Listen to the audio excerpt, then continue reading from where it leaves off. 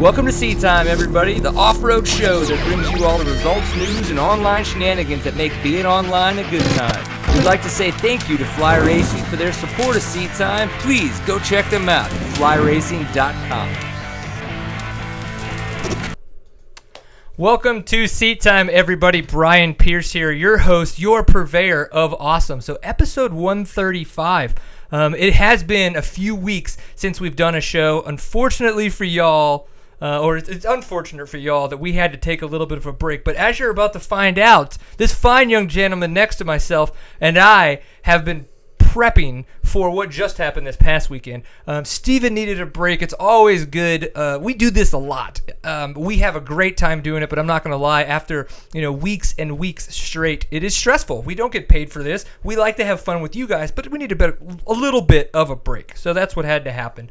And you'll find out about this past weekend as we get into things. So for those of you who might be turning into Seat Time for your first time, this is the online show for the off-road enthusiast. If you find yourself being one of those beer-drinking, bench racing types, this is definitely the place for you. Kind of a lowbrow off-road news show, if you will. Of course, I'm not drinking currently. You could go back a couple episodes and find out all about why that's going down.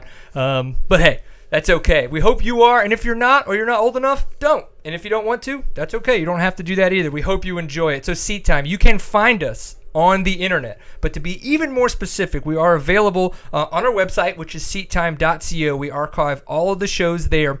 And, of course, YouTube. So everything goes through YouTube. It's the easiest way if you just want to subscribe to the channel. It makes our numbers even look better for potential sponsors for 2015.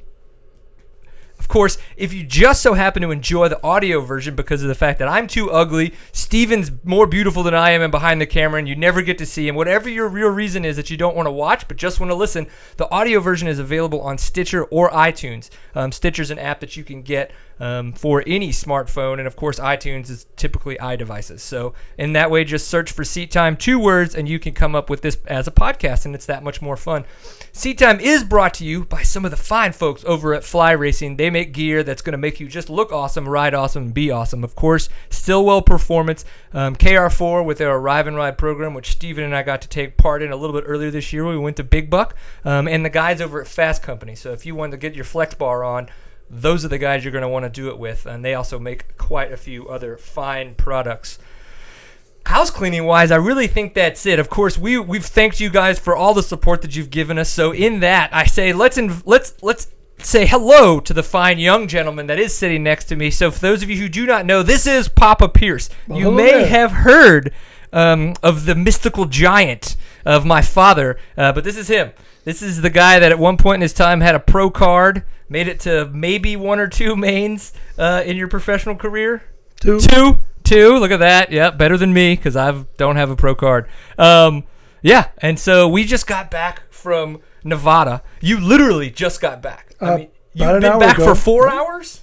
Yeah, about an hour ago, hour and a half. I got out of the shower and came over here to meet all your Seat Time people. Yeah. So as we were saying, I really wanted to have my dad on because it is very fresh in our minds a lot what we went through. He had typically the adventures that Steven and I go through or that my wife and I find ourselves in when we travel. It gets really interesting. We meet crazy people and things happen to us. I would say my parents, it's typically a little bit more standard. Not too much craziness goes on. This time around, things got a little nuts for my dad. So for those of you who don't know, I, of course, have a full-time job. I the 8 to 5, 9 to 5 type of stuff. And my dad, being the father that he is, he doesn't want me to take off too much extra time if I don't need to for things that might seem just a little erroneous or extra to some people. So for this, when we were going to Nevada to go do some rally training, he was like, I'm going to drive the bikes out and you'll fly. Okay, cool. We figured that out. But what time did you actually leave to drive out there? I wound up leaving at 11 p.m. on a Thursday night, and I had to pick Brian up at 4:30 at the airport in Las Vegas. Mm-hmm. You made it. I was an hour or two late, but the whole thing straight through driving was 1,245 miles. That's it. Straight through. Took me 2.5 days to come back. I think you deserved. I can't believe I did it, but just, when you've got a deadline and it's something you have to do, you have to do it. I mean, we hear We've had Jordan Bailey. And Jordan, she's been on a couple times. And her boy or husband now, they've driven through the night to multiple GNCCs. We talk to racers all the time, and they're like, yeah, we just got home an hour ago. And I always am like, how do they do it? And I've only had to do it one or two times, and I hated it. So I don't look forward to it. So I have to know when it was 11 p.m. and you're like, I'm leaving, what were you really thinking? Were you actually thinking that you were going to pull it off? Yeah, there was no doubt in my mind. That's awesome. Because I had done something similar. I would have cried myself to sleep in that chair. Last September for the KTM rally, for the adventure bikes, I wound up doing the same thing, going from here to Steamboat Springs with an uninterrupted other than weather. That was the weekend that Boulder basically flooded out. Oh, yes. And I had to go way down south to get around. So I know I can do it, and I've done it twice in the last year. But, boy, when you turn around and come the other way, you're thinking, how did I do that? Yes. I would agree. That was, what was it? Tiffany, James, and I left. We left at around 11, maybe 11 or midnight when we drove to Vegas and drove straight through. It was an hour from Amarillo is when the bearings on the trailer shit the bed. And so we were like, well, do we wait around a couple hours in the middle of nowhere outside of Amarillo, or do we figure it out and just drive it slowly into Amarillo, and hopefully by then someplace can fix it? And, of course, we rented a U-Haul, figured it out, got to Vegas. The drive home sucked because, 2 of the 3 people in the car were extremely hungover, if not still drunk. It was a long, interesting drive home. Audiobooks. You got a long drive, audiobooks. Yeah, that's the only way that to and make energy drinks. And cat naps. And yep, took 2 half-hour cat naps on the way up. So let's explain a little bit to everybody what this is. Oh, they drove to Nevada. If somebody hasn't seen the pictures that we've been posting, what's happening is I am competing later this year in the Baja Rally. We've had Scotty Broman on, the facilitator of this rally, last year when he first put it on, and then, of course, this year when he said, hey, we're going to do it again. So I got signed up. I said, this is awesome, a whole new avenue of dirt bike racing that I didn't really know about that I want to learn. It's like this so much of sounds awesome. Like I want to get involved in this. So, but I don't want to just go to the Baja Rally and think, oh, I'll figure it out on the first day. That too much money involved buying all this stuff with all the traveling to go in totally blind. So I've been in touch with Dave Peckham from Rally Management Services. You can get in touch with him. Just search for Rally Management Services if you're interested. And he was like, come out to one of our schools. You'll have a great time. You'll learn all about it. It never lined up. Never, ever, ever. Every time he had a school, we had already had some family thing planned, just couldn't get out of it. Like a new baby? Like a new baby, or like, moved. like you guys moving, or maybe even then your 40th wedding anniversary. So lots of stuff just going on. That's the way it gets. And he was one like, hey, I'm going to have some of my team guys come out here and do some testing. He's like, I know you've been really interested in coming out and doing this. So can you guys make it out for this and test with us? He's like, we're not going to be able to be hands-on, but I can at least give you a lot of advice and get you going. Okay, cool. Dad, should we do it? We did it. And so we did it. I flew out there. We took 2005 KTM 450 EXC. We got a 6.6 a Chirby's gallon tank on it. We have the Rally Management Services Universal Kit. Yep. And with the ICO. Yeah. And other than that, though, that's kind of how the bike went out there, right? I mean, we did a little thing, clean the air filter, change it. I mean, all the normal stuff. We have got a whole slew of stuff that we're getting ready to do to the bike because we learned all the things we didn't want to learn that first day doing the Baja Rally this weekend, which is exactly why we went. But they were all little things. There were some, as you'd expect, there were little things that we got out there and wound up with flats from rocks and wound up with a leak in the counter sprocket seal. Little things like that didn't stop him from riding, didn't stop him from practicing. All of the key elements worked fine, and Brian did okay. Yeah, that was actually going to be my question, is being 1, my father, 2, my mechanic, 3, my driver, on this whole adventure, what did you take away from this weekend? I was kind of in awe of the entire format. I'm an avid race watcher on TV. I record all the Formula Ones and all the IndyCar, and I also record all the rally car races from Europe and the United States. And so I'm quite familiar with watching these guys with their road book, on their dashboard. With the rally format. It's a rally format. This is where it came from. But the difference is they've got two guys. One guy's reading the map, and the other guy's driving the car. Well, before I moved here from Arkansas, we had these things called national forests with lots of trees and hills, something we don't have in North Texas. But I actually set up a couple of practice, just to learn what it was like.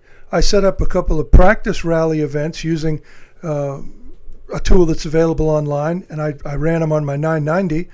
And the thing that was amazing was that you're watching your odometer, you're watching your GPS, you're watching your road book, and then every once in a while you got to look at the trail so you don't hit something and crash your brains out. And I had a conversation with Dave about that, and he said that was one of the reasons that they only wanted experts at the Baja Rally. Is this really is not a beginner sport, because your attention is diverted so often in dealing with the environment and the computerization and all of the other things besides turning the throttle. Yep. You win by turning the throttle, but it's more than just going fast. It's kind of like the old enduros. Yeah. The way I always said it, now that I've always said it, the way that I've said it, once I really got out there and done it, it is an old timekeeper format on steroids. Like, it is the whole next level up from knowing how to ride a timekeeper enduro and riding possibles and things like that. Like, but remember, there's no arrows. Yeah, that's why it's like, there's believe no me, arrows. it is much more tough than it looks. And where I got, well, go ahead. I know you probably had some more thoughts. When the rider has to ride the event, they have the equivalent of the old roll chart, but it's 4x10 just about. And it tells them computer headings or compass headings that they need to go at a certain thing that happens in the road.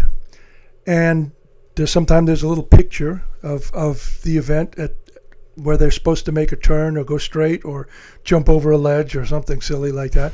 But there are no arrows. The tulip? It comes, remember, a lot of this rallying for motorcycles at least started with the Paris-Dakar rally. And so a lot, French is the language of rallying. So you don't have transfer sections, you have liaison sections.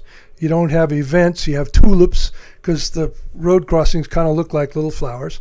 But hey, those of us who learn to ride enduros, things like checkpoints and secret checks and observation checks, and the only thing that wasn't ancient Greek to us was probably start and gas stop.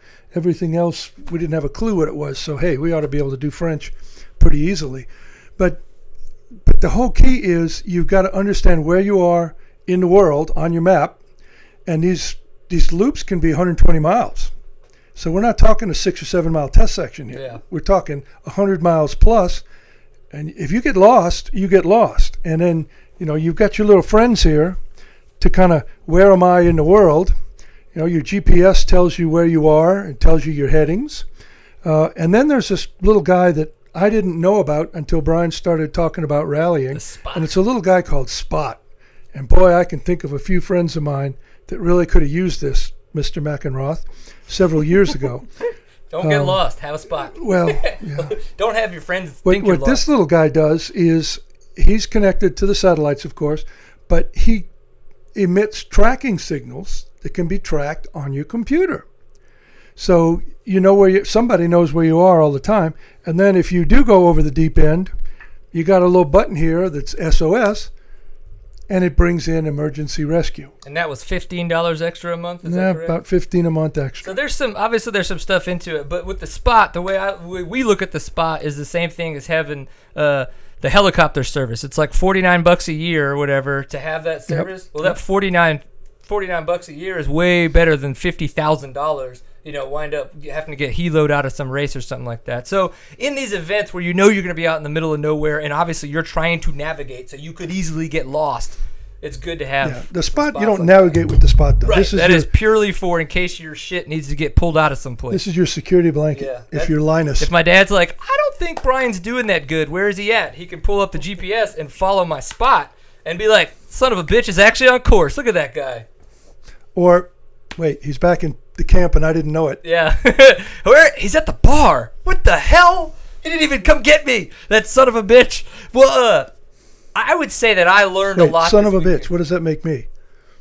You had sex with my mom. Oh, well, whatever. Yeah, exactly. We again, as we like to say, that's our show on the other night, where we talk about all kinds of other stuff, and it gets even much more weird. A couple things I took away from this weekend, for those of you who even think, oh, dude, this is kind of cool. What is this? I want to at least learn more. Biggest thing that helped me is that Dave Peckham, and then it's kind of one of those things I was like, when he said it, I was like, no duh. But then all of a sudden, the light bulb. When he was like, we've got to remember, in rally, they're not trying to trick you.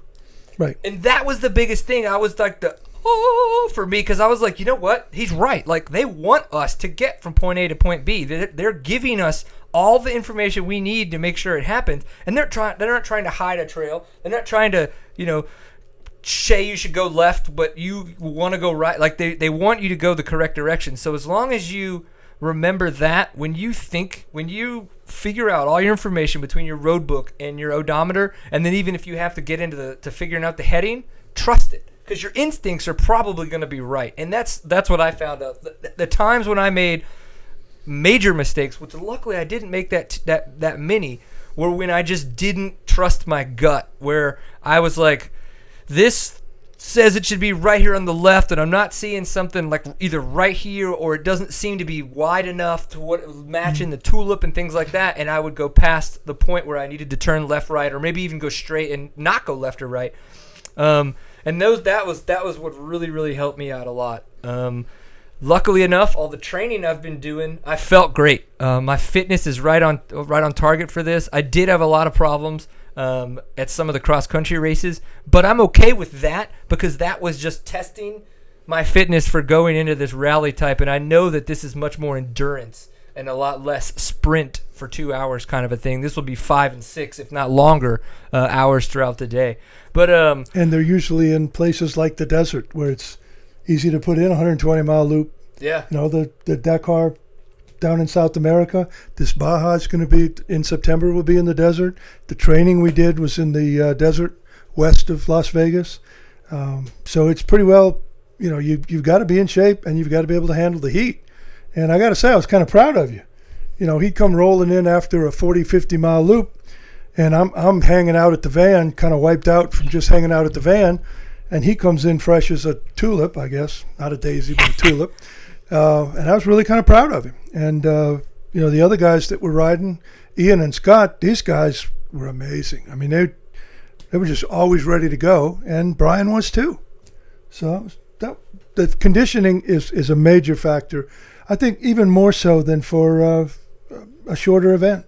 Yeah, it's. But I felt good. I've been doing a lot of the Camp Gladiator boot camps, and I think that has been great. And I've told them kind of specifically what I'm doing, so we've been kind of tweaking their workouts when I get there, just a little, to kind of help me out. So look for the video that we're going to post after the fact, because it'll have a lot of what I've been going through, because we've been documenting that this whole time. So it'll be pretty cool. Well, before we're gonna get Ian Blythe on, because he was out there testing. Before we do that, I wanted to say Fly Racing's Pint Full of Awesome Award is back. So Dad has no idea what this is. I can already see it on his face. So do you know what a hashtag is? One more time? Do you know what a hashtag is? Hashtag? Yeah. Absolutely. What is it? That's what you put in a tweet. Oh! That's not wrong. That's not wrong. It did start with Twitter and then moved over into Instagram, and it's so that if somebody's like, oh, pretty sunset, they hashtag it pretty sunset, and then you could type on that and you just see a bunch of pictures or posts, if it's tweets, that people have hashtagged pretty sunset. In this case, Pint Full of Awesome is what you want to use as the hashtag to win this award. We're kind of getting warmed up, if you will. And if we start seeing a lot of action with this, Fly Racing has already said they will give away a brand new set of 2015 riding gear. So every weekend, the way this is going to work, the way I'm going to do this is between 9 a.m. on Friday morning and Sunday at midnight. That's when I'm going to go back and look at pictures that are tagged on Instagram with a Pint Full of Awesome. It has changed. It's going to be only Instagram from now on that I'll check. Because we want to see your weekend. And the pictures, it cannot be retagged. It has to be posted within that time. It has to be a new post within that time. So we want to know how awesome your weekend was to hashtag it with Pineful of Awesome. Of course, if you want to get fancy, you can tag Seat Time and, of course, Fly Racing for being so fantastic at supporting us at this. But this week, we have, let's see here, the awards this week are the Camo Tee and the Hybrid Short. And reading about this hybrid short, I was actually kind of excited. It's kind of like board shorts and regular shorts together. They call them hybrid shorts because it's kind of like wear them around the docks, but then you could also wear them in the lakes. Like they're not total just board short material. So I thought it was kind of cool. But the winner for this one is I don't think it's a real name. It's just obviously an Instagram handle. It's at FOSFORO_GG. I don't know, it's craziness. But I think, Steven, do you have the picture? So there's the picture. Of course, this is I thought this was really wicked. Like I've talked about before, I'm a big downhill guy. I've ridden racing mountain bikes for a really long time, and I just really like this picture. I thought it expressed a lot of what we want to see when people are out there having a good time and enjoying a pint full of awesome. Dude's just ripping it down some downhill trail in Mexico. So we're going to tag him tomorrow and be like, yo, you won the Pineful of Awesome Award, and Fly Racing is going to send him a camo tee and some hybrid shorts. So if you had taken a picture or you had planned to take a picture for this award, what do you think it would have been from this weekend? Or maybe it was a picture you've taken. Probably somebody taking a picture of me on the 990 doing a less than graceful crash on a hill climb. That's when we need helmet cams on the old men. Oh, yeah. That was embarrassing. At best, it was embarrassing. Well, everybody's got to realize. Good picture. Yeah, everybody's got to realize that it's been a while since you've been riding. You've had a lot of knee surgeries and stuff like that. You've been moving into Texas for the past however many months now. I wouldn't even say you're totally moved in. You've just got boxes moved off to a couple rooms. So, there's been a lot going on. But that would have made an awesome picture. It would have. All right, well, now we know what he would have done. But what I'm going to do is I'm going to take a picture of Mr. Ian Blythe's hair and post that for my Pineful of Awesome Award because that dude's hair is kicking. Mr. Ian Blythe, what is going on? What's up? How's it going? Oh, great, man. So we're a little bit later than I told you we would be into the show, but that's okay. We're just chatting about the weekend. So, dude, do you guys got home safe and everything from the weekend? Yeah, we hammered down and got home at noon. I was pounding the little energy goos all the way home on the drive. Nice. You said noon? Did you guys drive home on Monday or Sunday? We got home Monday around noon. Okay. So I see what you're saying now. I see what you did there. Nice. Well, we're gonna clear something up right now. Because yesterday I was like, hey, Ian, what bone did you break again? Because I want to make sure I get it right in the press release. And you told me... What'd you tell me? I told you scaphoid, which is apparently a wrist bone. That is not the shoulder issue that you had at all, is it? It was the glenoid. The glenoid. Which some part of the glenoid. Which that's like the shoulder socket, right? In fact, a shoulder bone. So not the wrist at all. Yeah. So nope, not the wrist at all. So. Yeah, it's I did my best as a media person to get the correct information. It's just unfortunately sometimes you can't even trust your sources. I mixed up my oids. just don't do that on a Saturday night. You know what I'm saying? You might wind up with an extra oid or two. Yeah, for sure. Well, dude, so let's do this. Ian Blythe, you have not been on the show in a while. You were supposed to be racing the GNCCs this year under the KR4 banner and taking on the National Enduros. That didn't happen. So kind of talk us through when you got hurt in February and then kind of how your recovery's been and then how you moved into some of this rally stuff.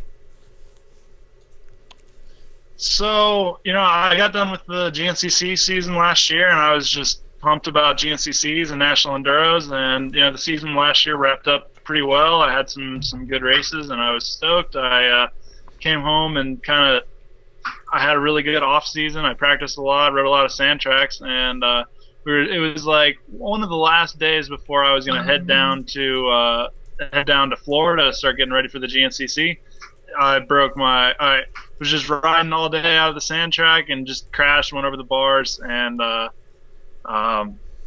when I went over the bars, the humerus bone hit the glenoid and broke off a piece and messed everything up in my shoulder. So I ended up having surgery just like a week before the first GNCC, and shoulder surgery is kind of like a 4 to 6 month sort of deal. So we're right at 5 months now. So getting back into it, it was cool that the whole rally opportunity hit me just like a few weeks after I got hurt.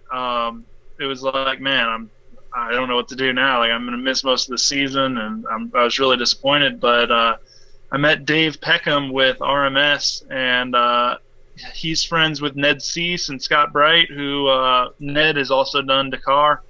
And he kind of suggested that maybe since this season's kind of toast, maybe I consider doing some rally. And I thought it was a cool idea. I've been pushing really hard and trying to make a lot of different things happen, GNCCs and national enduros and world enduros and ISDE, and this rally thing just kind of fell in my lap, and I was like, man, I'd be an idiot not to jump at this opportunity. So super pumped to work with RMS and ICO. Those guys are pretty awesome, and they got their stuff together. So there's kind of like the future's wide open. I'm pumped to kind of make a little bit of a transition. Yeah. So the bike that you were riding this past weekend, when you were prepping it for rally and kind of starting to get, let's say build a rally bike, what are some of the biggest things that kind of shocked you about the way that you prepped this bike or the way that you kind of set it up for rally? And don't just tell us you don't know because your dad did all the work. It's just a massive... That's right. No, it's just a massive gas tank. That's like the hardest thing to get used to. You got 5 gallons of gas on the front of your bike. But it's cool. It's fun navigating, and it was something that was totally new to me. And I spent my first day like just completely lost in the desert, like nothing nearby, no chance, and it's a whole new challenge. And the navigating was a lot different than I thought. You've got a road book, and you've got your odometer, and you've got your compass, and that's it. I grew up racing, following ruts and following arrows, so I was pretty surprised to learn. I mean, it doesn't matter how fast you are. If you're lost in the desert, you're not winning. So it's not so. Yep. I mean, it's still riding dirt bikes, but rally is a lot different than what I thought it would be, and it's kind of cool. It's a new challenge. It's pretty fun. I'm enjoying it. Yeah, I've really enjoyed it. Before I tell you about how much I've enjoyed it, I wanted you to go ahead and repeat for our viewers what you said to me right before we left. Do you remember? It was when we were talking about the courses that you guys had just done. About how you were following my tracks. I don't remember. Yeah. My tracks looked like they were in the right... yeah. What was it? Yeah, you did way better than I did. Like, Dave should probably hire you to be the next RMS racer. You didn't say all that because that's not true. But at least the fact is, it was interesting, man. It's really weird. Fact, man. You did way better than I did on my first day. Well, I appreciate that. It was it's really interesting, but I took to heart what he said about the fact it's like it's exactly to the point you just said. You can't, even if you're going super fast, you can't win if you're lost in the desert. Like, I was like, okay, I got to remember that this is desert riding. You want to like open her up and have a lot of fun. But if your next little tulip, if you will, on the road book is only half a kilometer away, and it looks really open, don't give her, because you're going to be at that half kilometer way before you think you are. So that was kind of interesting. Yeah. And kilometers are not as long as a mile. I wish I would listen to my own advice, because on Saturday, the last loop, we got to an off-track section, and I just like hammered down and went and got freaking lost in the desert again, doing circles out there. And I found my way back to the track because I saw like Scott's dust cloud like a half a mile away of him passing me.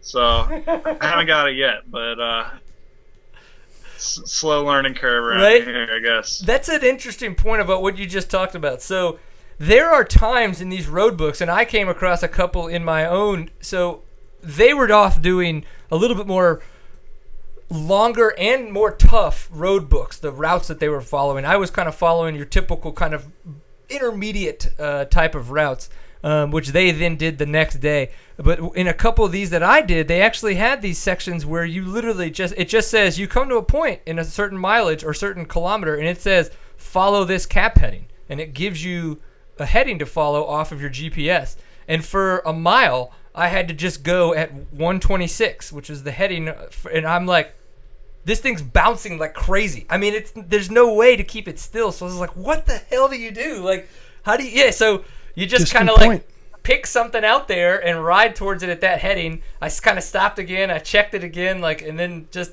made it, and literally, like, got to that end of that mile, and bam, like, there was the trail, and picked it right back up. I was like, holy shit, I did it.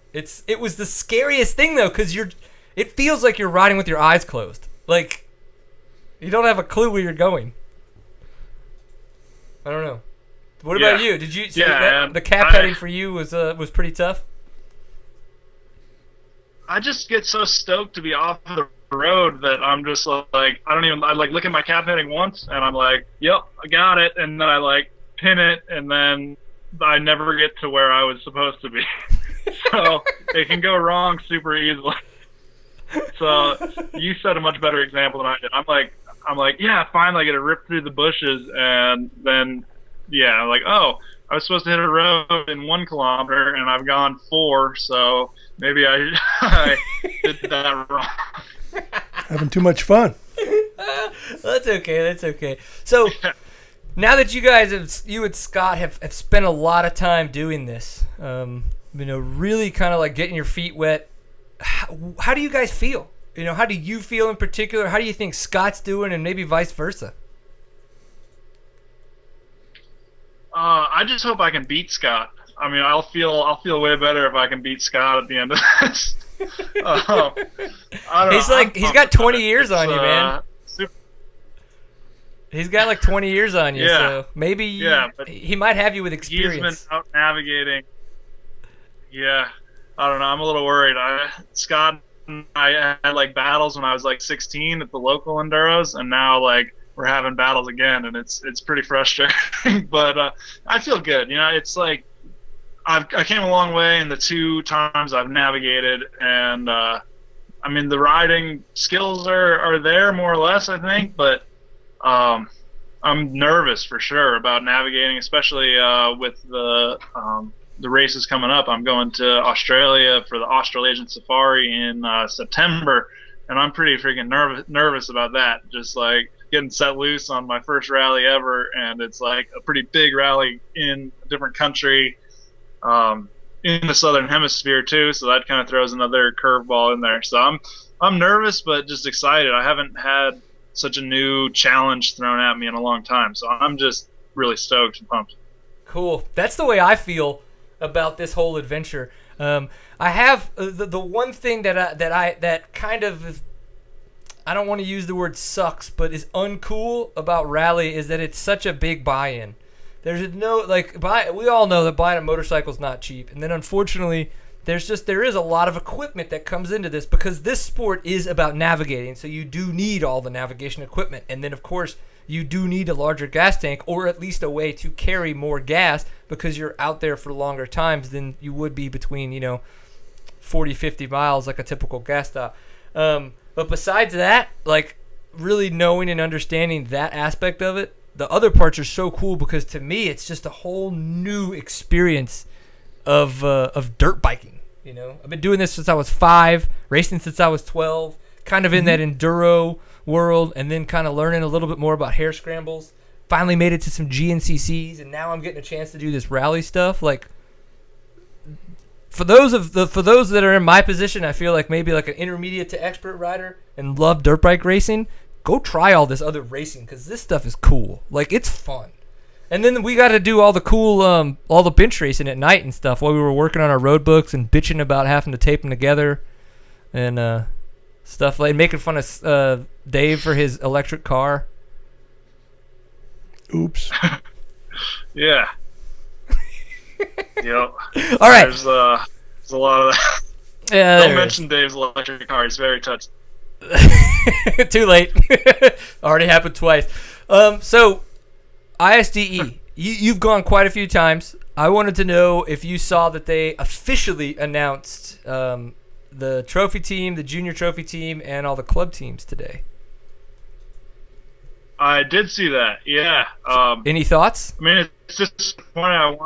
I wanna race ISDE, and that's like one of my passions, I guess. And plus, this would be my last year eligible for the junior team. But honestly, I can't blame the people making decisions, because they got to make a decision based on who's doing good this season. And if they were to say, hey, let's take Ian, and then I did really bad, they'd be like, everybody else would look at it and be, well, why did they choose Ian? He hasn't even raced all year. So I can totally understand where they're coming from, but I mean, it's a huge disappointment. I would love to go down to Argentina and race my last year in the junior class, get on the junior trophy team again after doing pretty well last year. So yeah, it's disappointing, but the team looks awesome. They're gonna kick ass down there. I'm pumped to see how they do.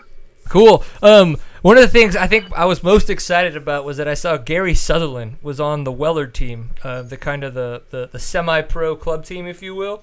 I'm super excited that he got asked to be on that team. That's so cool. He's been just busting his balls, doing really good this year. Works enduro cross, the Western Hare Scrambles, and so I'm glad that it's really paying off for him. How do you think he's going to do out there? Kill it down there too. You think so? He's gonna kick ass. Yeah, it's like the biggest thing is that it's pretty consistent. When it's like a muddy, wet race, East Coast guys do well, and when it's a desert style race like Argentina's going to be, the West Coast guys just do really well. So I'd bet on Gary doing real well and Travis Coy doing real well. I'm sure everybody's fast, everybody's going to do well, but the Western guys I think will really stand out in the desert in Argentina, especially Taylor.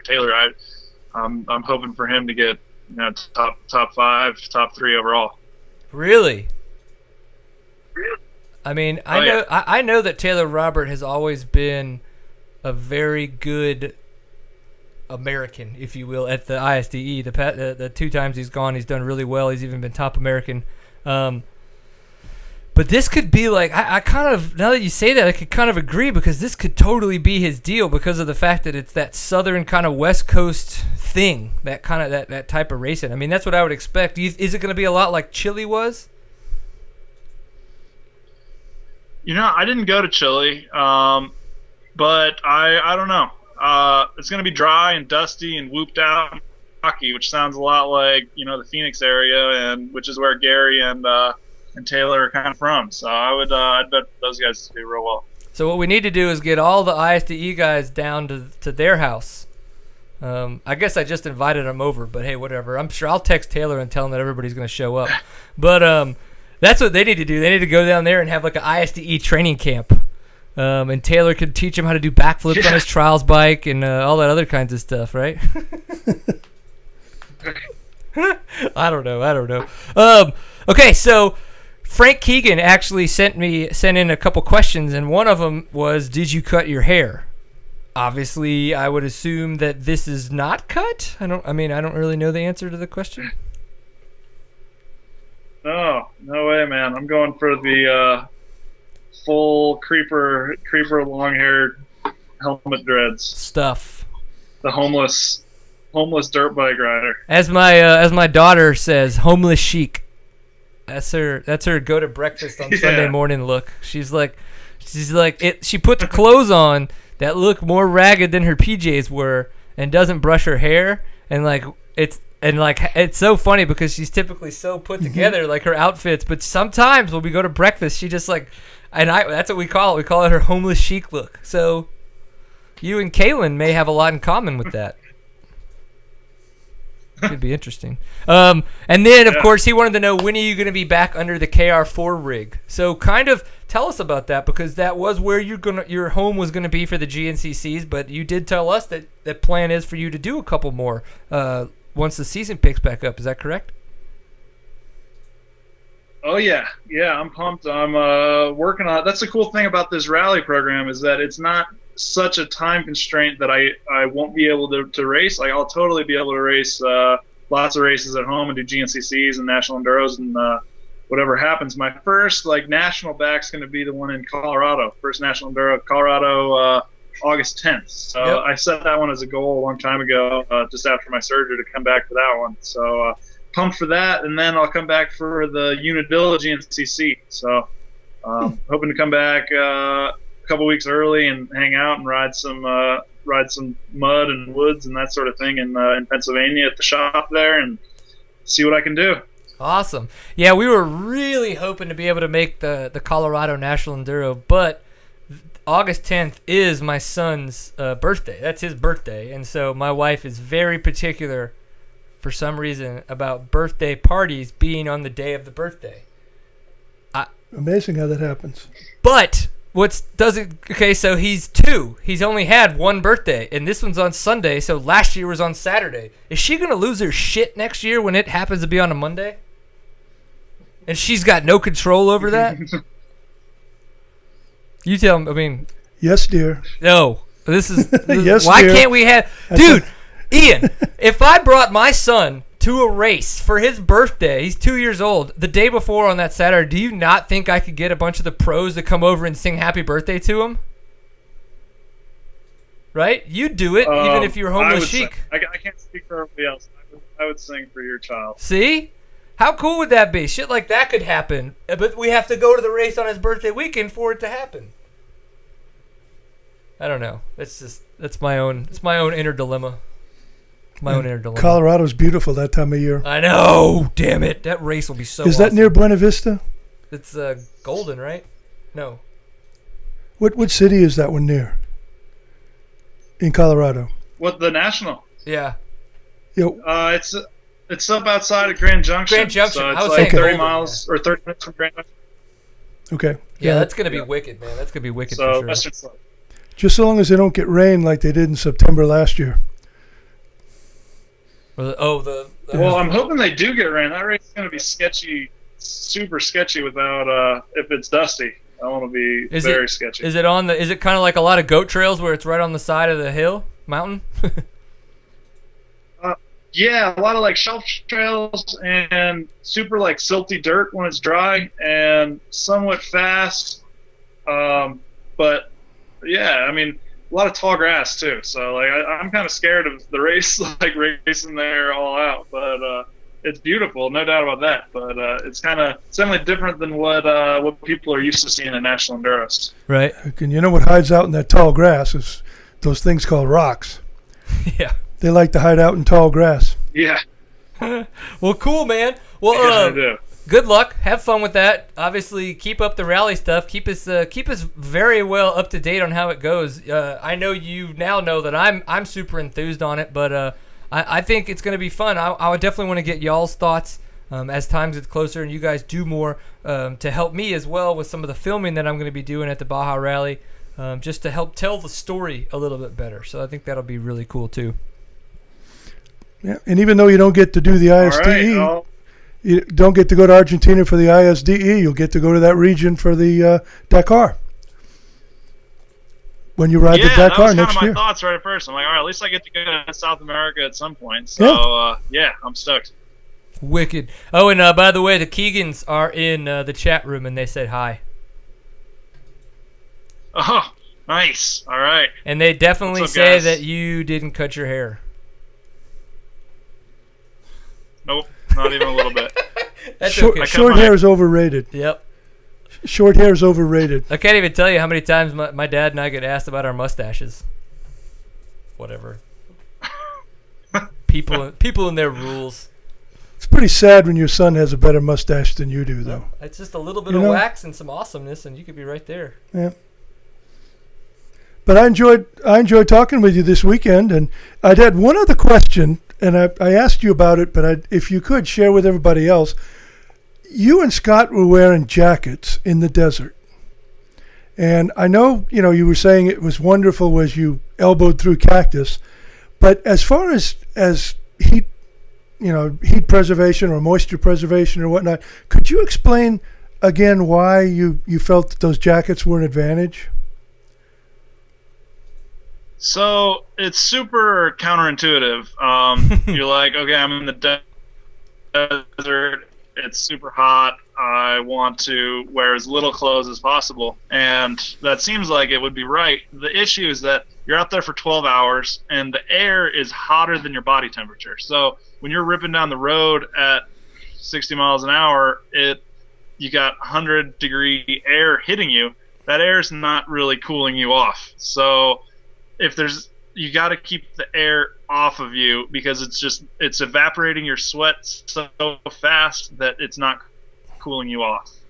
So the idea with the jacket is it keeps that hot air off of your skin, and then it just vents through a few specific places. So you get some air like running up your sleeves and like kind of across your sides where sweat is accumulating and it's actually wet.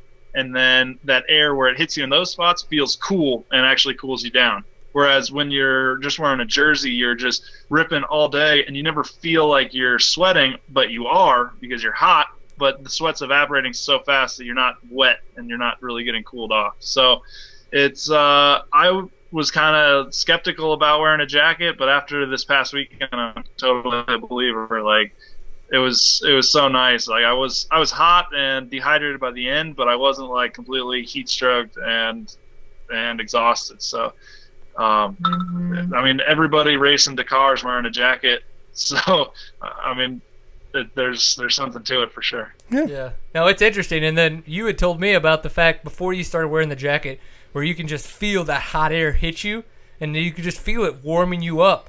And I've completely experienced that because I didn't have a jacket to wear out there while riding around, and it's a strange sensation. I'd never really ridden in a lot of deserts, to be honest, so it was weird. But, well, cool, man. Yeah. Well, we appreciate you coming on the show and taking the time. Glad that you're healthy. Glad that you've kind of found a new interest to kind of keep you motivated. And as well, glad that you're going to be, doing a lot more racing, not just out riding dirt bikes. It's going to be cool to see you there and hopefully mixing it up in the front. Yeah, I'm pumped too. Really excited to get back at it, man. Cool. See everybody at the races. Get back to it.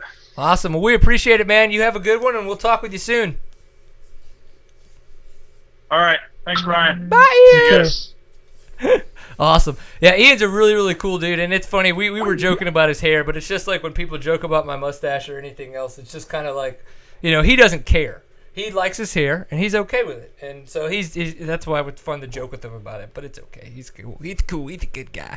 What's interesting, too, about watching them is because it's the desert and you don't have a lot of trees in the way, when they're on the course and they're somewhat near where we were bivouacked, you could see these dust trails out against the desert, and you could see them for miles. I was watching Brian and his dust trails, was watching Ian and Scott, and you just follow them. You can just see where they are and just follow them around, and one gets ahead of the other, and then one gets ahead of the other. And then all of a sudden you see this humongous dust cloud, and you go, whoop, somebody missed the turn. And, they grab the binders and have to turn around and come back. And it was just a totally different experience. From the tight woods that I grew up in the South, you can't see past 5 pine trees. But it was amazing to watch you guys ride. Yeah, those guys are good. And it was cool to be able to spend that time with them. So if you guys are talking about doing any kind of racing, riding your dirt bike, having fun out there, you definitely want to make sure that you're set up properly. One of the good ways to do that is to make sure that your suspension is dialed. And, of course, the guys over at Stillwell Performance are willing and able to help you out with that.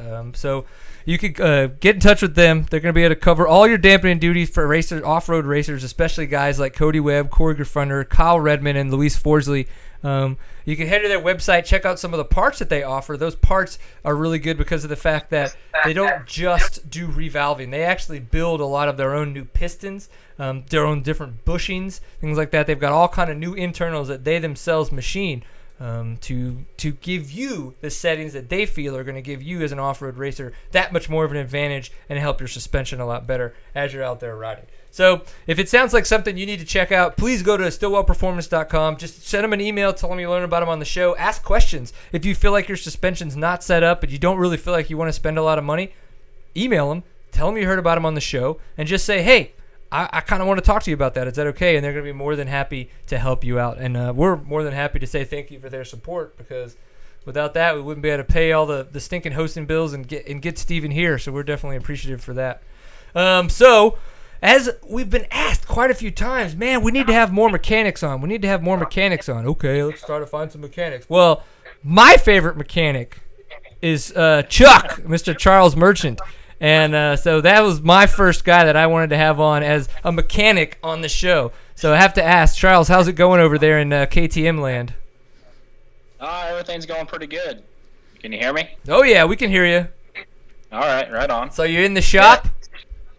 Yeah, just here at the shop, just hanging out, and figured I'd hang out for a little bit and help you out for a little bit, and then go home. Well, we appreciate you staying around a little bit longer than you needed to so you could steal some of the Wi-Fi. I don't know how KTM feels about that, but we're totally okay with it.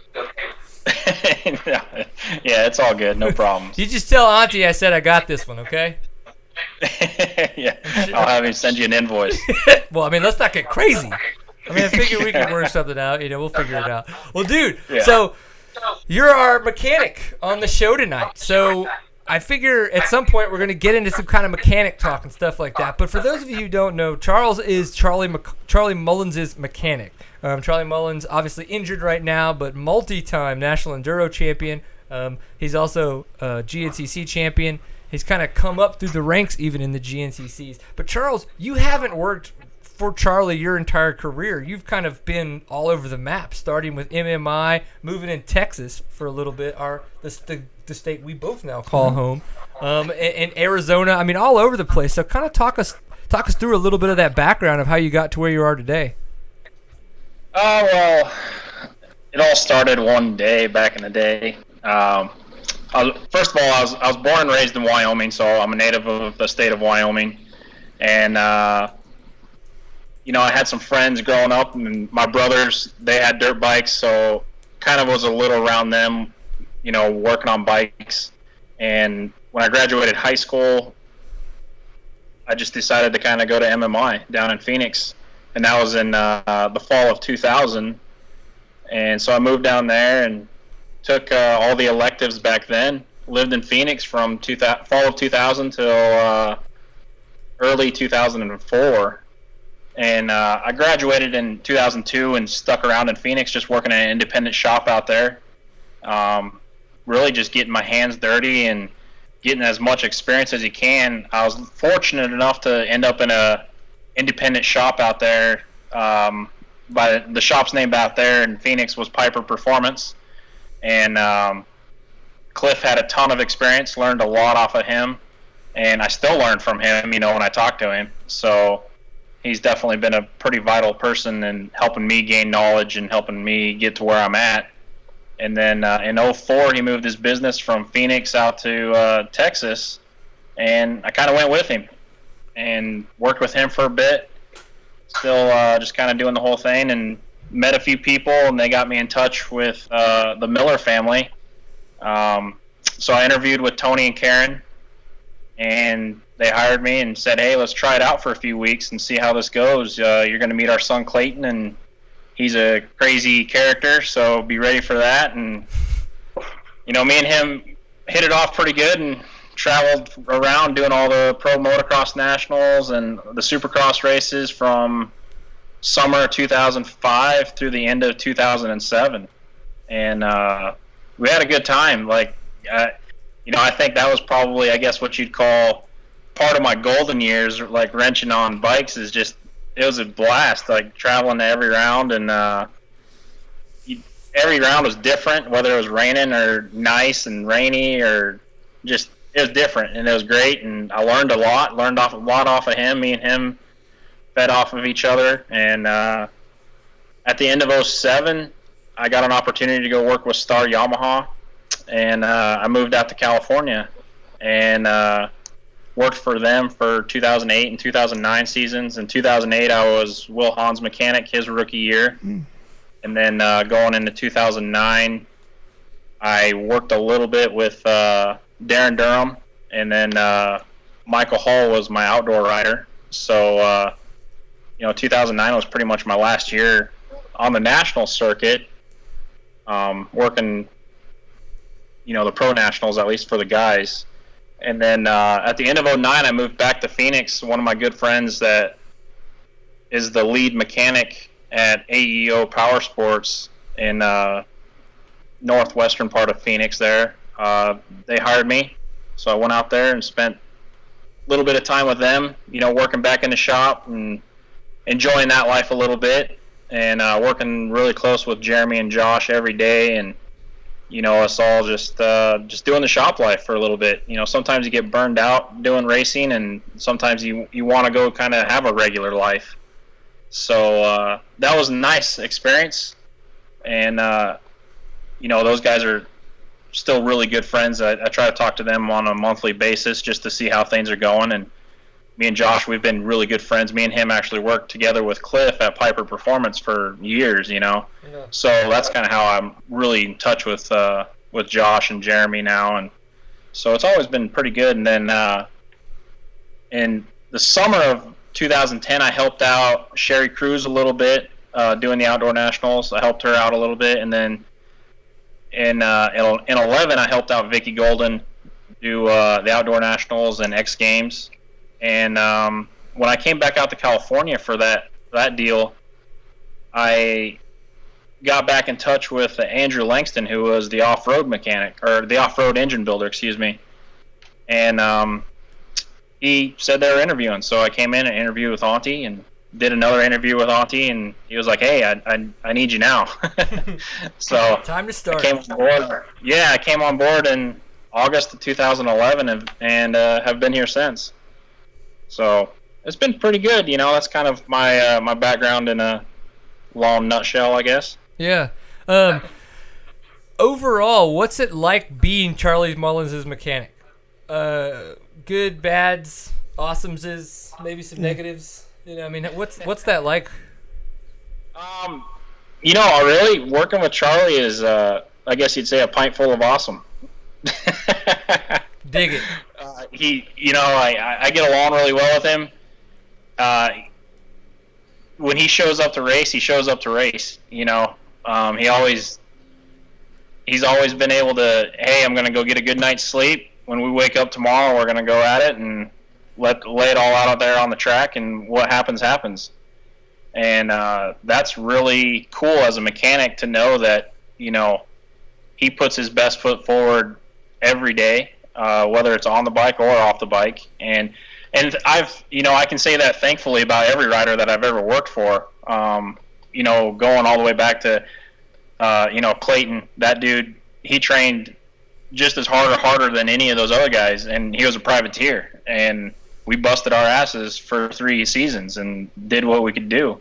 Yeah. And same with Will and Michael and Darren, and those guys, they all had a trait about them that they busted their ass off the bike and on the bike, and then when we showed up on the gate, it was go time. Everything was laid out there on the track, and that was cool. Yeah. So I've been pretty fortunate. I feel that I've worked with a great group of riders, and been able to have that background and that experience with those different personalities to try to work really well with them, whether it's off the bike or on the bike, or doing setups and testing and just everything as a person. Yeah, that's got to be tough. In the aspect of that, if you're the mechanic for somebody who maybe they're fast, they're good, but they don't train all that hard, and they don't put in maybe the same 100% that you feel you do. So it's kind of like, well, why should I put in the effort if they're not going to and they're the racer? So that would suck. But it's great that you've got somebody out there that's willing to put in just as much, if not even more effort, to the same program that you're putting in all the effort, into. Yeah, definitely. I've had a bunch of handful of teammates and coworkers that they felt that, hey, their rider was slacking off, and it's like, man,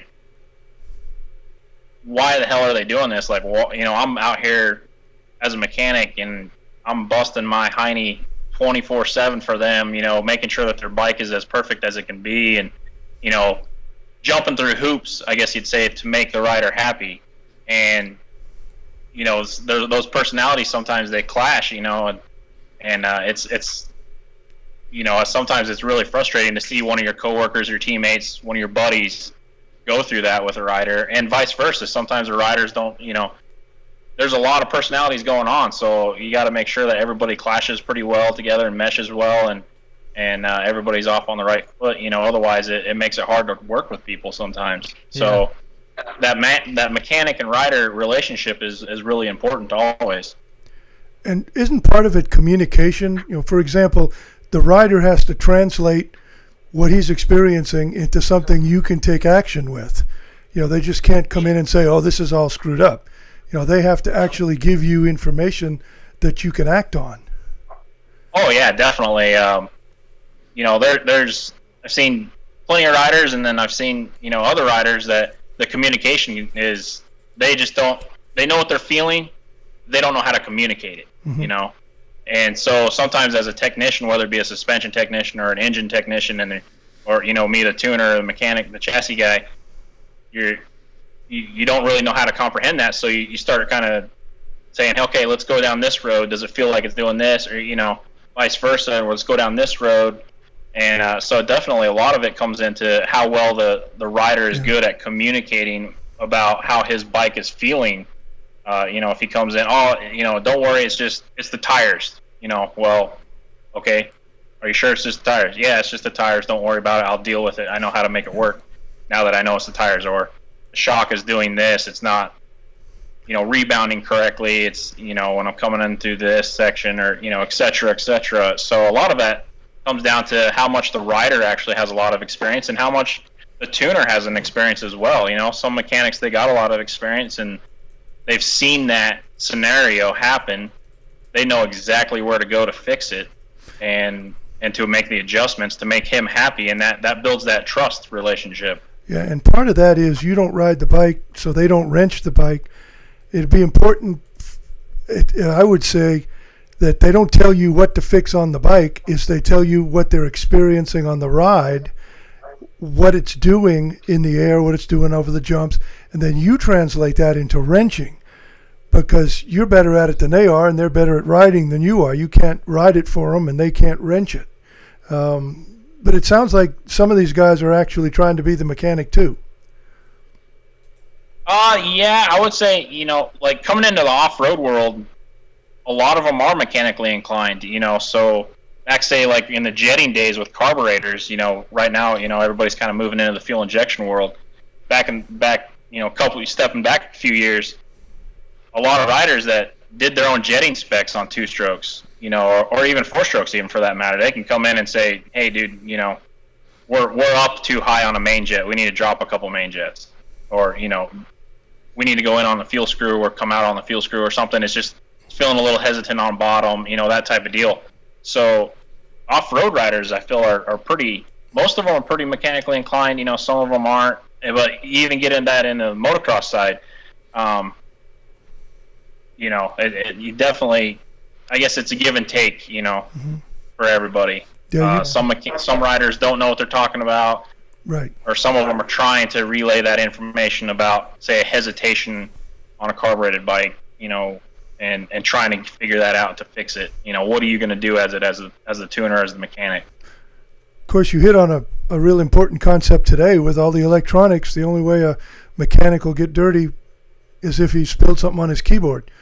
With the EFI and with the power curves and whatnot, it's all at the keyboard now and not at the screwdrivers and wrenches. Yeah, it definitely is. It's getting more and more electronically advanced, and definitely keeping us a little bit cleaner, except for when it comes to tire changes. Yeah, tires and chains. Yeah, with those bibs. Yeah, you can't. Well, there's no good way to stay clean. Was because that happened on your watch? While you were on the job, that transition, kind of like from two strokes to four strokes, but also the transition from carbureted to EFI happened on your watch. Was that easy to transition to, or did that take some getting used to? I guess it's been fairly easy for me. When I went to MMI, we had a handful of classes on fuel injection. Because when you go to that school, you're learning about street bikes. They're primarily teaching you about how the street bike world is, because everything technology based happens to street bikes first, and then it kind of trickles down into dirt bikes eventually. So fuel injection wasn't too big of a transition for me. And then, working at a couple of the independent shops I worked at, specifically Piper Performance, he had his own dyno. He was a full dyno jet center. Oh. So working with him over the years, he taught me some fuel injected stuff and what you're typically going to do. Going back into the motocross side, it was all that the jetting and the four strokes, the carbs and stuff. When I come over here to KTM, they're already on the fuel injected side, and we have our engine technicians that they come over, they help us out. We look at, hey, we're going to put this map in. It's like you're saying, it's a keyboard technician. Come in there, hook up. This is what map we're going to run. So it's actually been a little bit easier, coming back into, say, moving along with fuel injection. Well, I look forward to getting.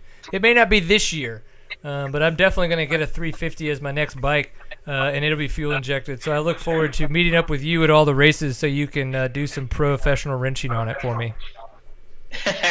Yeah. You can do some keyboard tuning, if you will, because I won't know how to do any of that. That is for sure. I'll be looking to learn. How about that?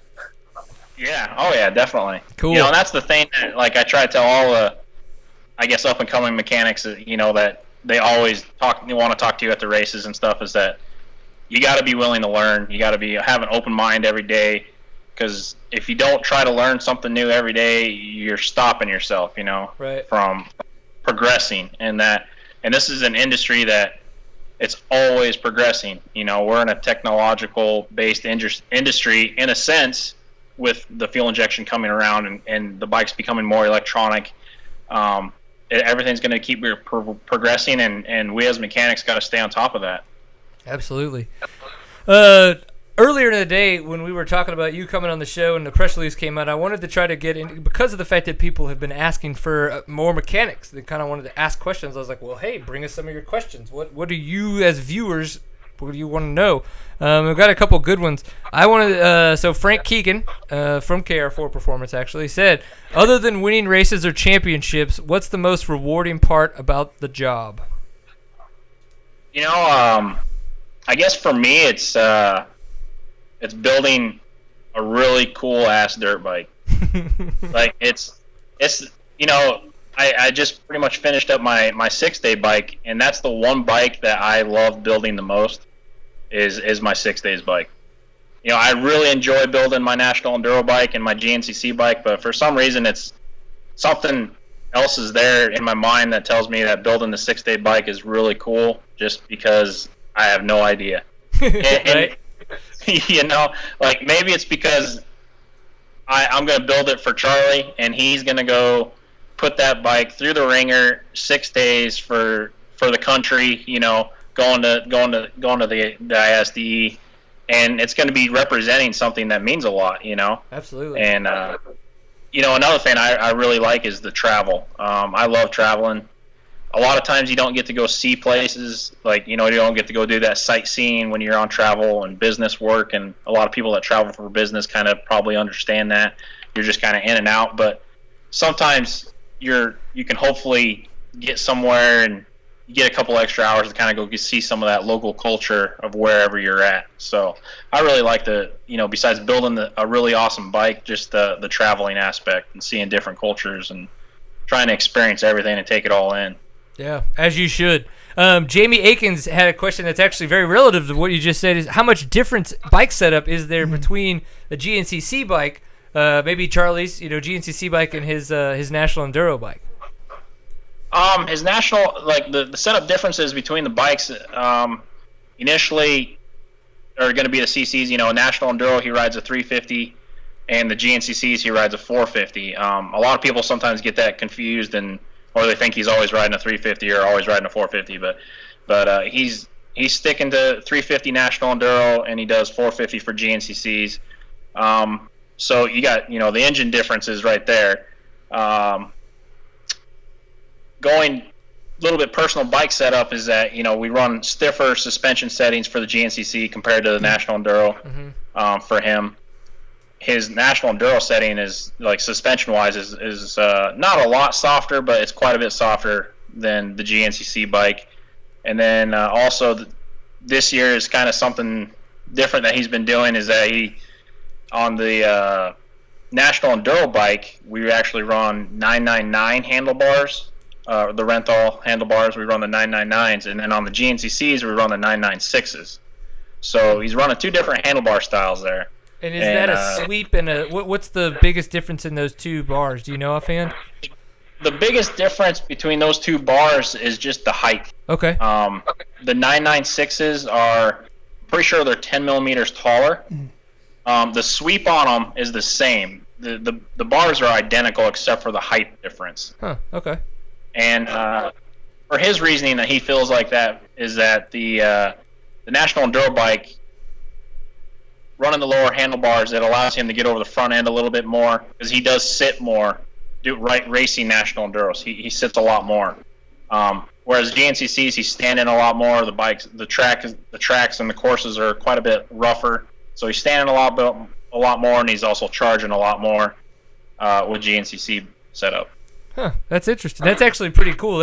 It's those little things though. You wouldn't think that like between one bike and the other, besides just the CCs, that it would be that big of a difference. But obviously it makes a big difference because he's a national champion for a reason. So, okay. Yeah, I tell a lot of people that, and they get kind of freaked out. They're like, dude, I don't think I could ever switch doing handlebars. You know, I go, really, we look at it, and at least the way I look at it is that you're still racing in the woods, but you're racing two different disciplines, National Enduros is super tight. It's 6 short tests, and he changes his riding style. He's sitting a lot more on the bike, whereas GNCCs, it's a 3-hour motocross race in the woods, and the tracks are wider, and he stands a lot more and has to charge a lot more. So, you set the bike up for the discipline, I think, and he's learned to do that pretty well. It's cool to hear how you guys think about the differences in the events, because I've kind of been like, yeah, GNCCs are this and National Enduros are this, but it's kind of cool to hear y'all's descriptions of that and then how you would set the bikes up different. Obviously, this would be for Charlie, but I'd imagine that every rider, once they really break it down, would have those little bit of differences that you're mentioning for Charlie. Brian Williams wanted to know, what is the one thing that is unique to Charlie's bike that most other riders wouldn't run or do? Well, besides him racing the 2 series and having those handlebar setups a little bit differently, we do run an extra, and a lot of riders do, but Charlie runs it all the time as an extra rear brake pedal spring that works off of the actual plunger, and that's just because he's pretty abusive on the rear brakes. Huh. Whether it's GNCCs or National Enduros, and other riders are probably abusive on the brakes, but they're not nearly as abusive as he is. That's the one thing I can say. So you're afraid of him cooking the oil, so to speak, and overheating it? What was that? You're doing the extra spring so he doesn't overheat the brakes? Yeah, it's just to kind of help, get that return back is a little bit faster, just to kind of hopefully keep the rear brake pedal up as much as he drags it and get it a little bit, cooler, I guess we would say, a little faster. Yep. So you have 2 springs there instead of just that one, and hopefully it'll kind of help keep him off of it. Yeah. I don't have too many issues with that. I think it's just because I don't go fast enough that I need to slam on the brakes as much as they do, maybe. I'm really surprised you didn't cook the oil in Nevada when you were running in the desert last weekend. But that's another issue. Yeah, as we say, I probably wasn't going fast enough to need that much brakes. It happens. So Rob Brown wanted to know, some riders are easy to set the bike up for, and some are very picky in particular. Does that get annoying when a rider wants everything just right, or do they bitch about every little tweak on the bike? And he goes, I do, but then I just yell at myself. Yeah. Honestly, I think maybe for some mechanics they might get pretty tweaked off about that. I look at it as a challenge, and I think that kind of goes for a lot of mechanics. He's going to come in and he's going to complain about this. Well, I got something to throw at him that hopefully is going to cure the issue that he's feeling, whatever it may be. And you'll see that a lot with suspension technicians. Rookie, he's the same way. Our suspension guy, you come in there and you got an issue for him that the suspension isn't doing, he's got his mind going in his little ticker, and he's like, all right, I got a setting that we're going to put in there, and it's going to solve that, and we're going to go from there then. So that's kind of how I look at it hopefully, even if he comes in 100 times a day, I'm going to do whatever I got to do to make him happy, because that's what we're there to do. And it doesn't really get too nitpicky, I don't really think, because I kind of look at it as it's a joy for me, because that's part of my job. Right. I got to do whatever I got to do to make him happy. It's different, like I guess you'd say, like if it's a mom or a dad and his son, a mini dad and his son. He's like, hey, that's the only bars you're getting. You're running them. Well, yeah. I don't like them. Well, you're running them. So, yeah, Brian. I guess I try to enjoy every moment of it. So. Well, I think that's the right approach. I look at it, I tell people all the time, like our job is pretty strenuous. It's a lot of stress. The travel schedule is pretty hectic sometimes, but you know what? At the end of the day, I've shoveled rock before for jobs, and I've loaded dynamite shots in mountains, and that's backbreaking work. Hauling all that crap all over, and I really try to just enjoy my job and enjoy what I do. Because not everybody is fortunate enough to do what I do. Right. So. Well, as kind of follow up on that, as kind of follow up on what you were saying about your practice, a lot of times you'll see, amateur mechanics like us will get bold and aggressive and will make multiple changes at one time. Do you guys try to avoid doing that, so you make just one change at a time so you can see what the effect is of that change before you go and make another change? Or do you get bold and aggressive sometimes and make spring and dampening changes at the same time? Me personally, I try to do what you're describing there in the first point. Is you're going to make one change. We make a note of where we're at. We're going to make one change. I want him to go out and check it, see if it's an improvement, better for worse, and then let's move from there. And then kind of keep going in that progression. You don't want to get too much. I guess you'd say too many eggs in the basket before right. you lose your mind. And and sometimes at the same time, it's kind of a gray area, because sometimes you don't want to be out there for 6, 7, 10 hours a day trying to make small improvements. Sometimes you have to make that big change to really make him feel a difference, or make it just you try to knock it out the park. You know what I mean? With a setting or whatever you're trying to get with. Right. Very cool. I wanted to wrap it up with this one because I wanted you to explain it for everybody on if and or when you guys don't use bibs. But they were asking about, are the factory guys running bib mooses, tubes, or something like a tubeless or tire balls? Are you asking if we do? Yes. Oh, sorry. For you guys, like the factory riders. Oh yeah. Yes, we always run bibs no matter what. Unless the only time I've ever given Charlie tubes is for his practice bike, but even then, that's if, say, I can't get him a moose, say they're on order and they're coming in or something like that. Otherwise, even on his practice bike, I want him to run a moose all the time, unless he's going to go race a motocross race and he's running a 19 on the rear tire. Otherwise, mainly the reason I push for that, for him to run a moose all the time, is just because it keeps the bike the same. It's going to make the suspension the same, react the same. So hopefully when he gets on his race bike, it's not such a huge vital difference, the way that the mooses work compared to tubes or tire balls. I try to keep everything exactly the same as we can. Right. If some of us wanted to get a little advantageous and maybe try to take advantage of some of the used bibs that you guys have, how could we possibly get a hold of those? Because I would imagine you guys get rid of them before we would get rid of them. It depends, because I don't know if you saw my bib after Loretta Lynn's this year. Yeah, that one was toast.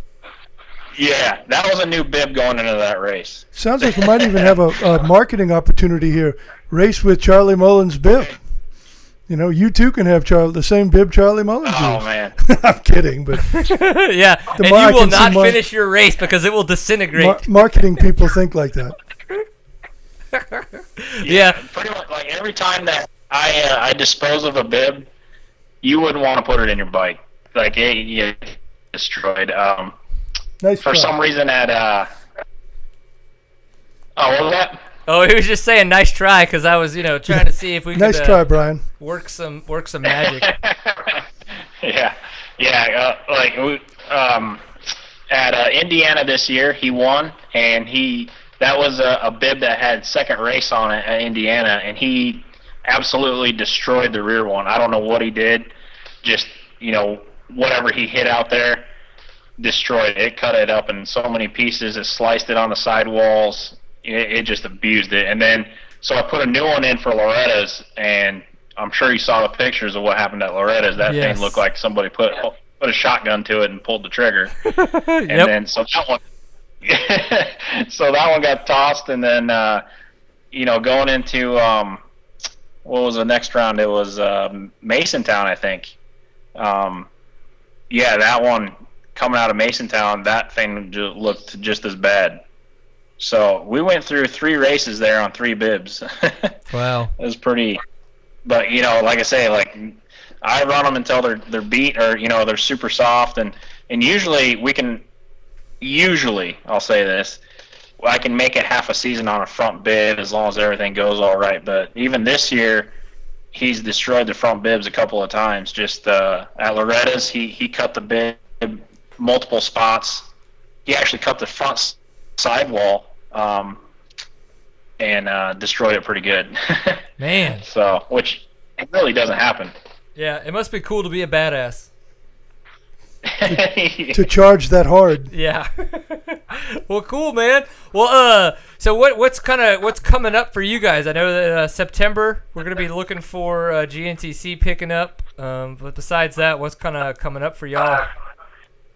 The truck is leaving tomorrow to go to the Cross Fork, Pennsylvania Enduro this weekend. That's in Pennsylvania. Yep. So you'll see Mike Lafferty and the Baylor boys out there. And then, after that, I think it's just I think we have Taylor Robert going up to race the OMA in Sturgis this weekend, so good luck to him. Very cool. And then, he's going to go up there and hopefully take a win out and take some of that cash money. Whoop, whoop. And then I think in August is the next race. It's at least the next National Enduro that I know at the end of August, which is out there in Grand Junction, Colorado. So that ought to be pretty good. I'm excited to see like what goes on there and how the reception is to that place. Everybody's kind of up in the air. They don't really know what to expect. From what I've heard, it's going to be really good black dirt, though.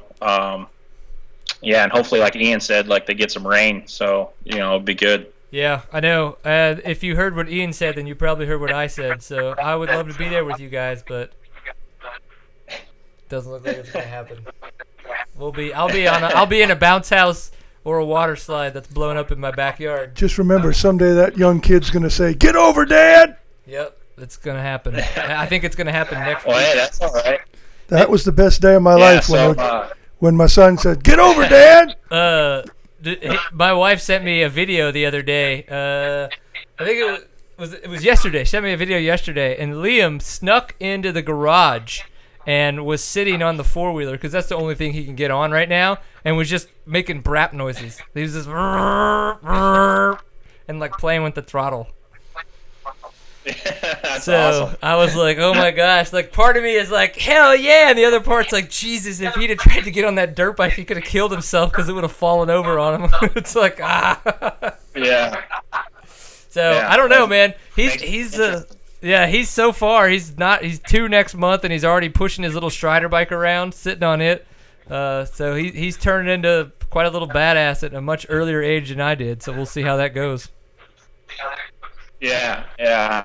So, that's kind of like our next month or so. Hopefully, right now I think Charlie's getting the pins out of his wrist in early August, and then he'll be doing some mobility rehab, and hopefully everything goes good there. Everything projected wise is looking like he's gonna be healthy again, and we'll look to get him on a bike, I think, probably mid-September, and just kind of play from there, and should be good. I think he's going to come back, and, it's going to take him a little while to get up to speed, but, we got a little while there before 6 days, so I think he'll be able to go out and make a good run this year and be competitive and, meet his goals, so. How do you think Taylor Roberts is going to do the TKO this year?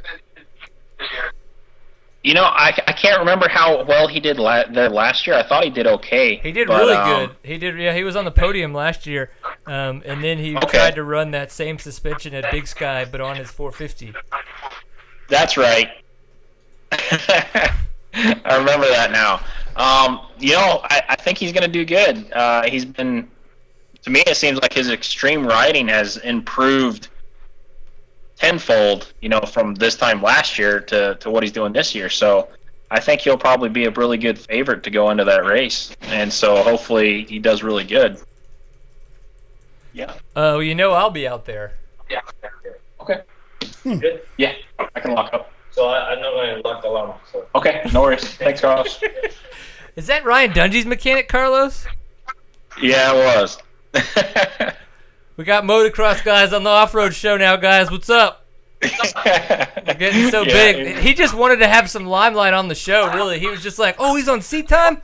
I got to go get my face in there. Yeah. Not really, but I'm gonna go to sleep happy, just pretending that's what happened tonight. Yeah, Carlos is a good dude. Like, ironically, it's kind of a cool deal because he was probably like one of the first mechanics that I actually really ever met, and that was back when I was working with Clayton. And Carlos was Davey Millsap's mechanic at Factory Honda. And I think it was, I want to think, Supercross season 2006. We actually went and spent, a few weeks there at Davey's place and rode with him and his training buddies. And so I got to spend a little bit of time with Carlos. And, he's always been nothing but a stand-up dude to me. And he's a dude that I really respect. So it's kind of cool, like, working at the same company as him now, Yeah. So you never really think that you'd ever come full circle to work at the same place as a guy like that. Back in 2006, he's a factory mechanic at Honda, and I'm just kind of like a privateer mechanic, just trying to make it in the world. And here we are now. We're kind of at the same place, and he's always more than always helpful with everything. So it's kind of cool. Nice. I've been this question's been floating around my head for a little bit, and I've kind of gone back and forth on whether to ask it or not. And I figure, that I'm not asking this for any other reason than just kind of for information on the industry. On the Pulp MX show, somebody asked a question to Mathis because he was at one time a mechanic for different teams, and they were like, "How much does a mechanic make?" And he said probably somewhere between $45,000 and $50,000. Like that's their salary. And I was wondering, I was like, and now we don't need to get into specifics on your numbers, but if you could give us a ballpark on what mechanics are making these days for in the off-road world, I think that there are people out there that would be interested to know that. I guess I really kind of look at it as we're probably really the only team out there in the off-road world that has paid mechanics. I can't really vouch for the other teams. Like, I'm looking at, like, say, JCR, Chris Bach's program or, AmPro's program. I really don't know if those mechanics make anything or if they're just kind of weekend guys that help out, Paul Whibley and those guys. Or Josh Strain doesn't really appear to have a full-time mechanic. I think Eddie Ray helps him out, though, from AmPro. So I don't really know how their structured, payments go for them or if they work off of bonuses or whatnot. But I would say that you're in a good ballpark for where us off-road guys here at Factory KTM make.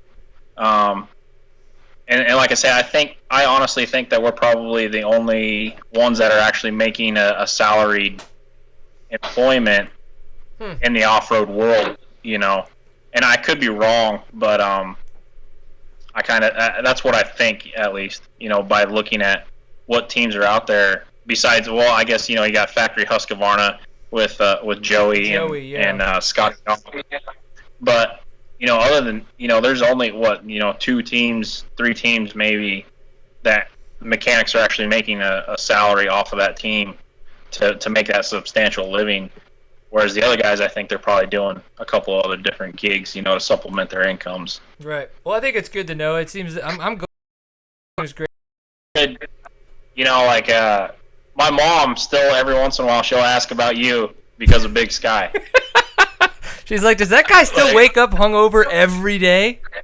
It was pretty funny. Because I want to think it was Sunday morning when we had breakfast and you rolled down there and got breakfast, and you looked like you had went through a tornado and hurricane all in one. And then I went and raced, right? I'm kind of waiting for Stu Baylor to show up for Big Stu, and after you left, my mom goes, "Man, he does not look happy at all." Because I don't know if he knows where he's at. And I was like, yeah. I was like, I don't know. I guess we'll find out a little later on. And so every once in a while, she'll be like, "How's that reporter guy doing? Is he doing all right? And, is he still surviving?" I'm like, yeah, he's still surviving. He's doing good. So she doesn't know your name, but she knows exactly who you are, though.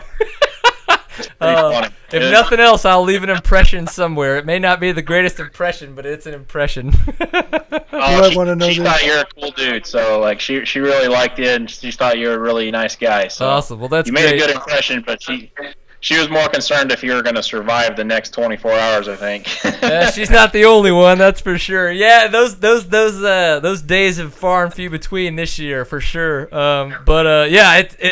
Stuart and I don't know what the deal is. Obviously, we're talking about Big Stu here. Even at Big Buck, luckily we got there a day early, so we did the KR4 Arrive and Ride program. And with that, they had their big dinner and everything that Stu cooked for us. It was just great. And then it turned into social hour.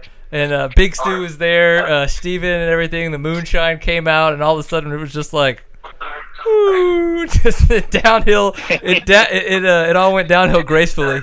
I would say gracefully. Yeah. It was when the chainsaw that came out later in the evening. I was just like, I'm going to bed. It got weird, man. It got weird.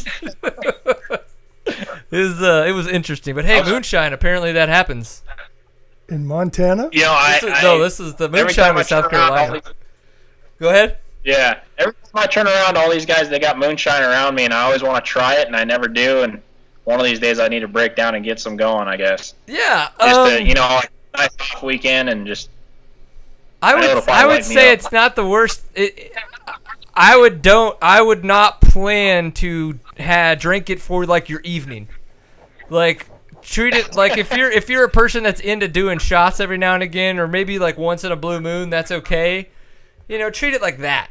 Go, take a big nice sip and let it burn the crap out of your throat, and you're like, woo, moonshine, and then go back to drinking something a shitload better, because it doesn't taste good. It burns the shit out of your throat, and it gives you one hell of a hangover. So, Yeah, one of those give and takes. What kind of experience do you want? Yeah, I would say give it a try, just because I'm into, everything once. Everything in moderation kind of a deal. But, try it on an off weekend. Yeah, off weekend for sure. Yeah. Yeah, definitely. You're going to wake up like Steven or I did, all kinds of weird. Yeah. Well, cool, man. Well, we really appreciate you taking a little bit of extra time to stay off at work and hang out with us here. And glad that we were able to have you on the show. Hopefully we'll get some good feedback from what people thought. Maybe we'll get some good questions, and we'll be able to get some advice from you on maybe other mechanics that we should have on. So that'll be fun. Yeah, man, no problem. It's always a joy to talk to you. And I told you, one of these days we'd hook up and get on the show and just kind of chit chat a little bit. And I'm always available. I can always make things happen for you. And I like it. So, it's cool. Yeah. Oh, and tell your mom I said hi then.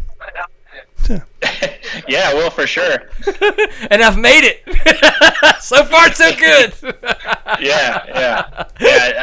Big Sky was such a cool race. I really wish that there was more of those kind of races. I know. It's so disappointing. I completely understand. Those dudes are in a very good part of their life with their family life and everything, and their real jobs, and it just was they just had to make a decision. It's either keep doing the motorcycle race and know that family time is going to be bad and that we're not going to be able to continue to move up in our jobs, or let all that happen for a couple of years, and if people are still interested, then they'll bring it back.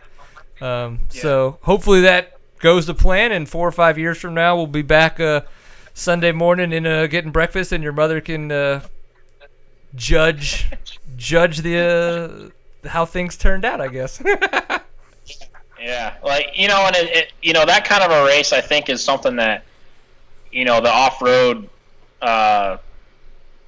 community in America really needs, is that we need an amateur championship for off-road racing, kind of like that Loretta Lynn's on the motocross side.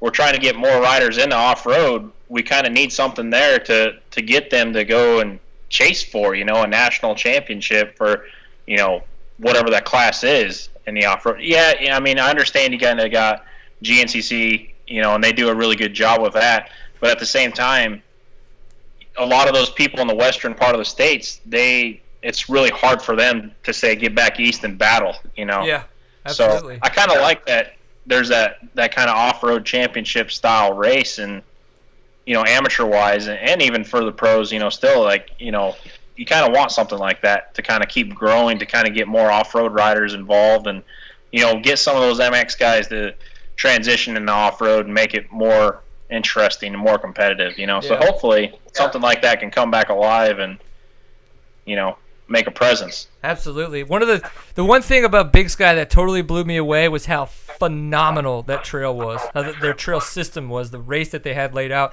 I can say confidently that anybody from around the United States could come out there and ride that place for the first time and never have ridden a trail like that. There's just aspects out there that you're not going to get. And even if elevation is the one aspect that you've never ridden at, but you've kind of got the mountain aspect of it, it's going to all be so different. And that, to me, is why I thought that worked so great, even though it was a travel for a lot of people, for that national championship. Because if it was out east somewhere, there's a lot of eastern terrain that feels the same. There's a lot of western deserty terrain that feels the same. It's like places like that Montana and Colorado. Those are the unique places that guys out west and even guys out east, they don't ever get that. And so if they could find a way to continue to keep it in those super unique locations, those are the ones that are going to make it epic, and people are going to want to continue to go to it, even though it's a 12 or a 24-hour drive, because it's like, but we don't get to ride this but once a year. Let's go. So Yeah, definitely. That's the way they do it. Well, cool, man. We're running a little bit longer than we want to. Not that it's not your fault. We like to get social here and we talk a little bit. It's what happens. But we really appreciate you coming on the show, man, and we will definitely do it again. So thank you very much. Thanks for the info on wrenching. All right. Later, dude. Guys, hey, don't forget, tell Carlos we'll make him famous. All right. Sounds good. Not if Ryan Dungey hasn't done it for him, we will. All right, yeah. Every little bit helps. Absolutely, especially seat time. All right, man, take it easy. All right, you guys have a good night. Bye. All right, so as we kind of close up here with the show, we've had a chance to talk a little bit about some of the Baja Rally type stuff that we've tested, or the rally stuff that we've been testing. Got a chance to talk with Ian Blythe, kind of what he's been up to, what's been going on with him. Obviously, just talking with Charles, being a mechanic for a very, very professional off-road racer. What are your opinions of sitting in on the show? Well, what you've gone through is you've gone through an evolution. We've watched from motocross from the 60s, early 70s, evolve into woods riding, evolve into hare scrambles. It's just an evolving situation where there are new opportunities, there are new places to ride, there are places we're losing to ride, unfortunately, but as we find new places like Montana and Colorado, and even out in the desert of Nevada, middle of nowhere, there's no reason to sit on the couch and watch football. Get out and ride. Yeah. Find something, even if it's to go cow trailing, which is what they used to call trail riding. Just get out and ride. There's no excuse to not. There's just many, many, many opportunities, and you've just touched on some of them tonight. Yeah. And about the rally stuff, I do think that anybody that rides a dirt bike should look into it. It's super cool. It's been a very, very neat thing to learn, and I'm very much looking forward to continuing to get better at it and then competing in the rally. Of course, there is the buy-in. There's no easy way to say that. There's cost to buy-in. Of course, when we get done, we're going to have a lot of this equipment. So if somebody's looking to do it, there's always the opportunity that we could figure out a way to help somebody out. I mean, we're not going to give it away, but at the same time, we're probably going to want to keep a lot of it. But you never know.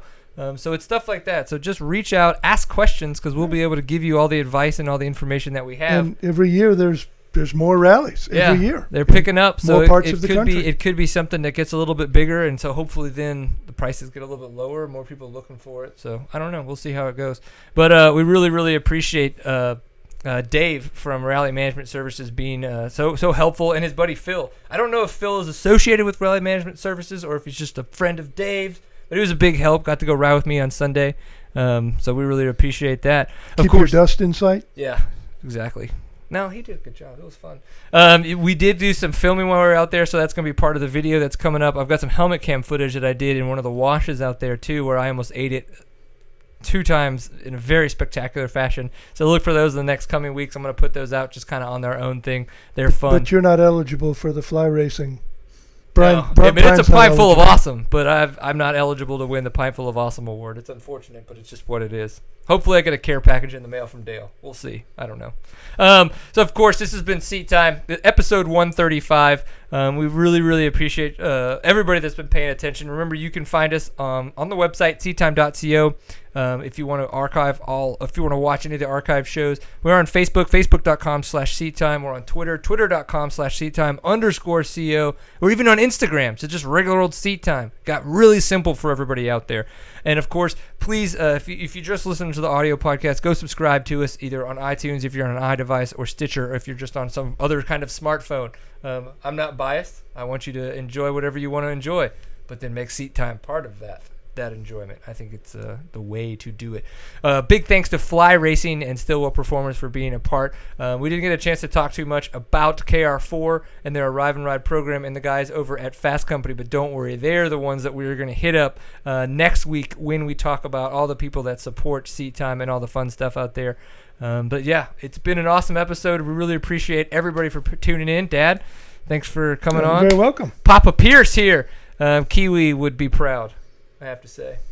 I think he would. All right, remember, always enjoy a pint full of awesome. We'll see you next week. Thank you very much for tuning in. And get some seat time. Peace.